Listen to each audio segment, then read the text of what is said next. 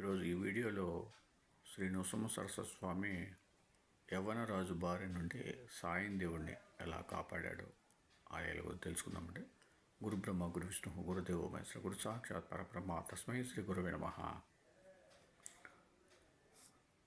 భోజనాలయ్యాక సాయం దేవుడు శ్రీగురుని పాదాలొత్తుతూ, సద్గురు, మీ పాదసేవ వలన నా జన్మ సత్కర్మలు సార్థకమయ్యాయి.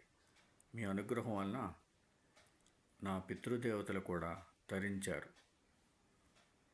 ధన్యుణ్ణి. మాయ చేత మానవునిలా కనిపిస్తున్నారే కానీ మీరు సాక్షాత్తు భక్తులను ఉద్ధరించడానికి అవతరించిన భగవత్స్వరూపులే. మీ మహిమ వేదాలకే అంతుబట్టండి. అట్టి మీకు సేవ చేసే అవకాశం నాకు అనుగ్రహించి నా వంశాన్ని పావనం చేశారు. కానీ నాదొక విన్నపం ఉన్నది. ప్రస్తుతము నేనొక కష్టంలో ఉన్నాను. వేరు దారి లేక నేనొక యవ్వనరాజు సేవలో ఉన్నాను.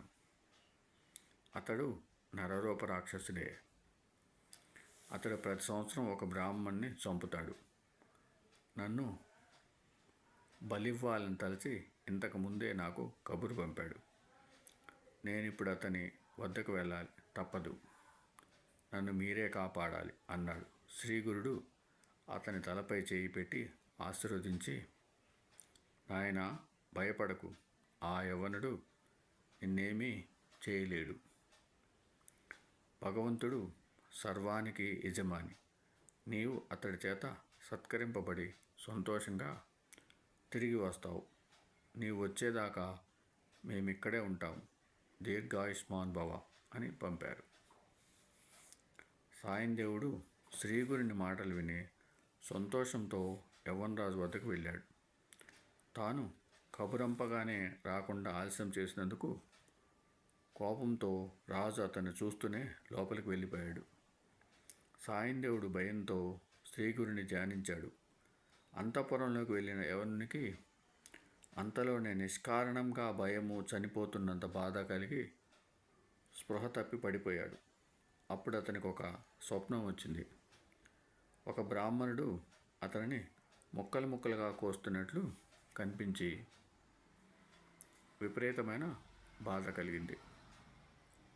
అతనికి స్పృహ వచ్చేసరికి తాను చేస్తున్న హింస ఇతరులకెంత బాధాకరమో తెలిసి వచ్చింది. పశ్చాత్తాపంతో అతడు బయటకు వచ్చి సాయం దేవుని పాదాలపై పడి, అయ్యా, మిమ్మల్ని నేను పిలిపించలేదే, మీరు ఇంటికి వెళ్ళవచ్చు అని వస్త్రభూషణాదులతో ఘనంగా సత్కరించి పంపాడు. సాయం దేవుడు శ్రీగురుని కృపకు పట్టరాని ఆనందంతో త్వరగా తన గ్రామం చేరి శ్రీగురునితో జరిగిందంతా చెప్పాడు. ఆయన సంతోషించి, నాయనా, మేము పుణ్యతీర్థాలు దర్శిస్తూ దక్షిణ దిక్కుగా వెళ్తాం అన్నారు. అతడు నమస్కరించి, స్వామి, నాకు మీరు ప్రసాదించిన ఈ జీవిత శేషాన్ని మీ సేవకే అంకితం చేస్తాను, అనుగ్రహించండి. మీ పాద సన్నిధి విడిచి బ్రతకలేను. నన్ను విడిచిపెట్టి వెళ్ళవద్దు. నేను కూడా మీ వెంట వస్తాను అని వేడుకున్నాడు. శ్రీగురుడు, నాయనా, నాకు ఆత్మసమర్పణం చేసుకున్నావు. నీ అభీష్టం నెరవేరుతుంది. మేము ఒక పని మీద వెళ్తున్నాము. 16 సంవత్సరములకు మళ్ళీ మేము వచ్చి ఈ గ్రామానికి దగ్గరలో నివసిస్తాము.